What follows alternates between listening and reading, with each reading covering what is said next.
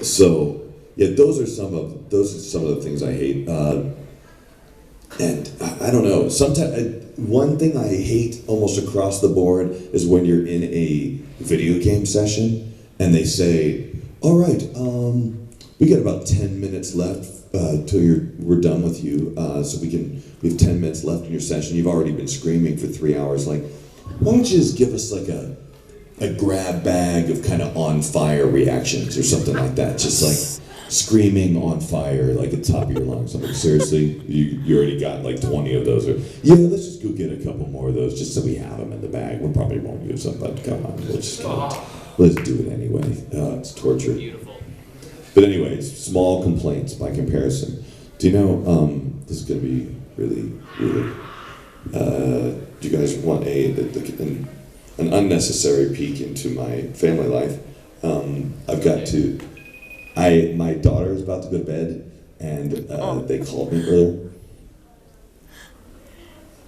Hey, you about to go to bed? Yeah, but I'm usually better. Oh, you still have the cough?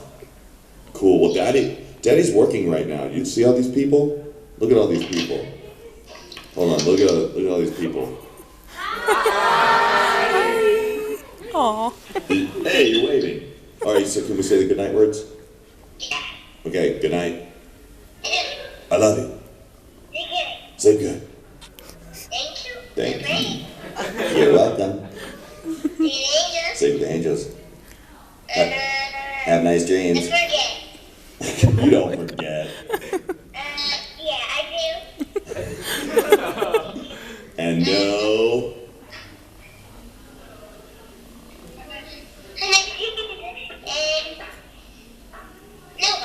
No butt bubbles.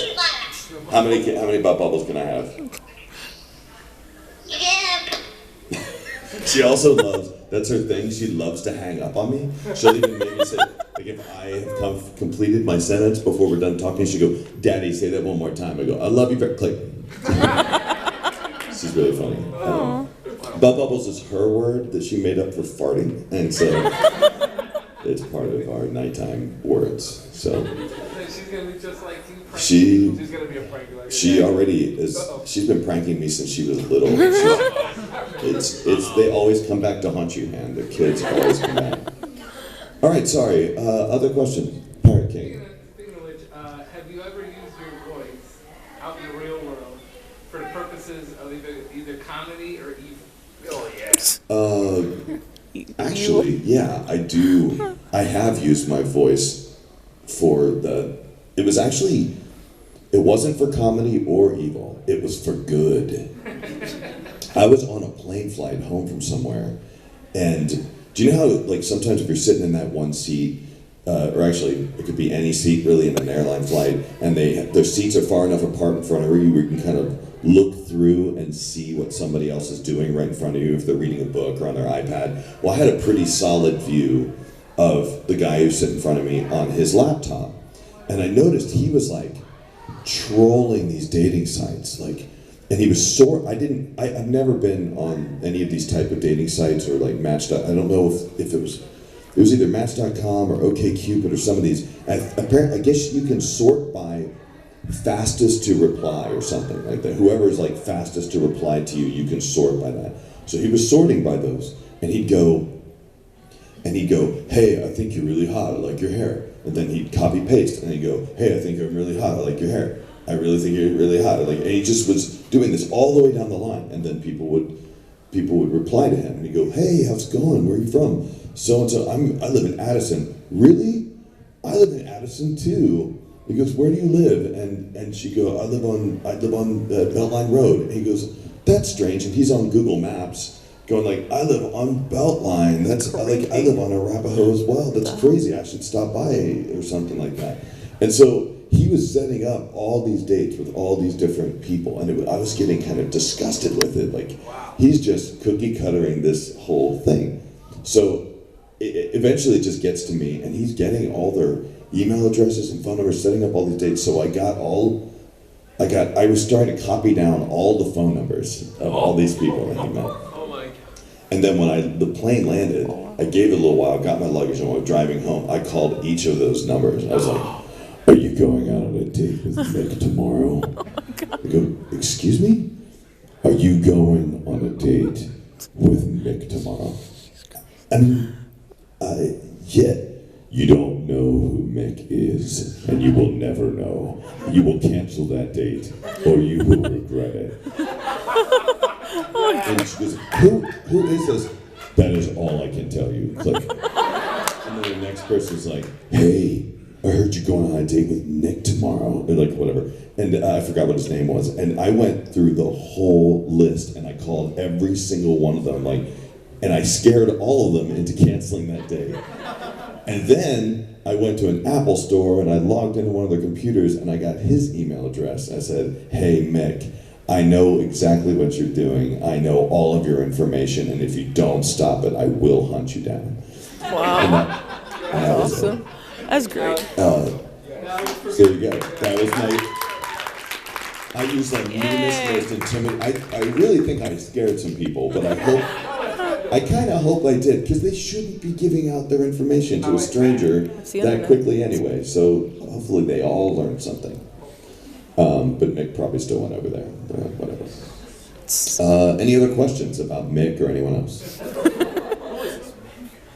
Yes. Did anybody recognize you when you did that before? Oh, that would be funny. Like Vegeta. The only people who really recognize me are either at conventions. Let's see, grocery stores and GameStop. It's pretty much the only time anyone knows that. So I don't know why grocery stores, but I mean, more often than not, people who work at grocery stores watch anime, and I don't know why. Maybe it's just like it's bad luck or something for me. Yes. Following on that, who do you get recognized as most? Like your voice? It's mostly.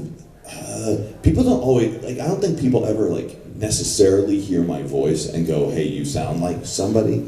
It's more that they've seen my face or something, or they know the character in some way, or they've seen me attached to it somehow.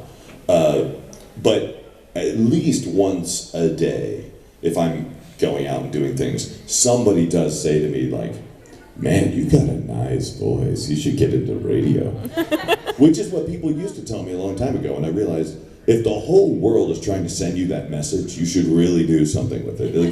If everybody told you, "Man, your arm is really strong, you should go into arm wrestling," and if everyone said that to you once a day, you'd probably try it once.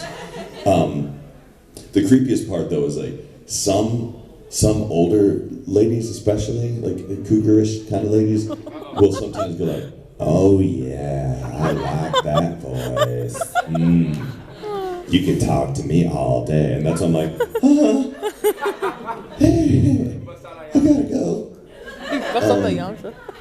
Anyway. Yes. Chris, how do you feel about the Ford Focus? How do I feel about the Ford Focus? That was crazy. Did you guys all see that the ad that he's talking about? I saw it. Oh. I did not. Wow, that's funny. It's Hold on a awesome. minute. I'm sorry. This is a real thing. I know MsDBZbabe has seen it 800 I times. did? Oh, wait, I Because didn't know. nothing escapes MsDBZbabe. Maybe. Ford, I was thinking of a car commercial. Wait, This? BBC, yeah, I this did see it. I will saw it. blow your mind because Oh, it's ridiculous. this is a real thing. Now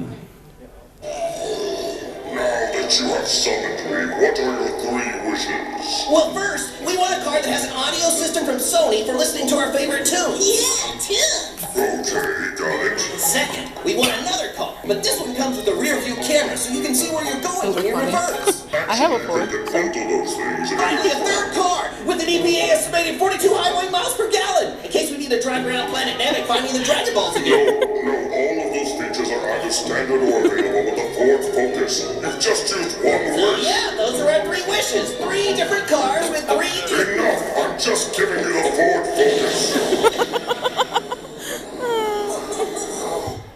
It says conserve your wishes.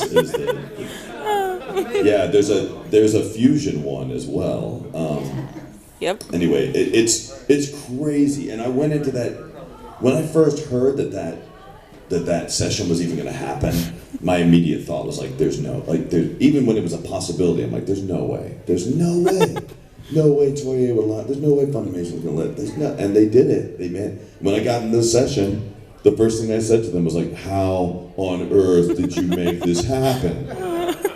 But it turns out the guys who wrote that spot and were producing it were huge Dragon Ball Z fans. Like, they loved it. Like, everything, like, I never felt so cool in an advertising session before, because they were just, yes, Mr. Sabat this, yes, Mr. Sabat that. They were like, anything you say is fine. You can do whatever you want. And they just loved it, and I loved it too. It was so much fun. I actually had to leave.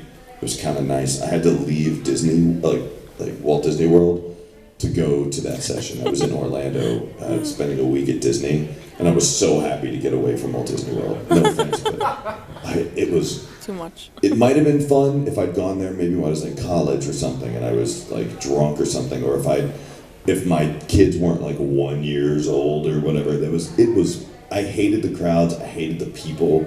I felt like you know the movie They Live. It's this really bad movie that stars a wrestler and other wrestlers, and he can put on these sunglasses, and if he puts the sunglasses on, he can see the aliens and all the alien languages everywhere. If you haven't seen the movie, by the way, it's called They Live, and it is by far one of the dumbest movies you will ever see. And that's how I felt though. Like, I felt like I could see just like everything just turned into a giant dollar sign to me. Like everything was just so artificial and strange. Hopefully I'll experience it better.